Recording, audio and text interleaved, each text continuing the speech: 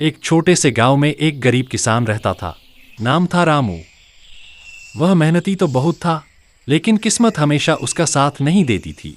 कभी फसल सूख जाती, कभी कीड़े लग जाते। इसके बावजूद वह कभी चोरी का सहारा नहीं लेता था।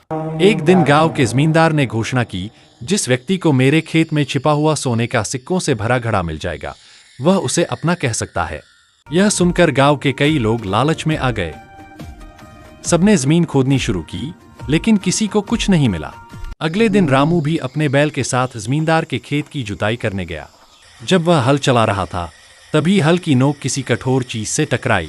उसने मिट्टी हटाई तो देखा कि वहां सचमुच सोने के सिक्कों से भरा घड़ा था।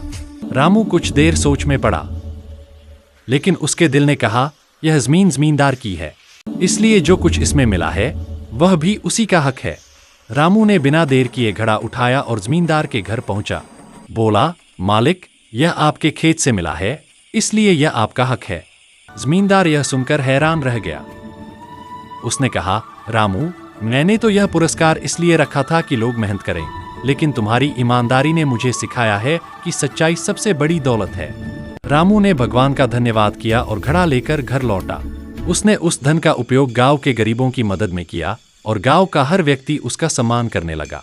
कई साल बाद भी लोग जब बच्चों को सच्चाई का महत्व समझाते तो कहते, रामू किसान की तरह बनो, जिसने लालच नहीं किया, फिर भी सबसे बड़ा धन पाया।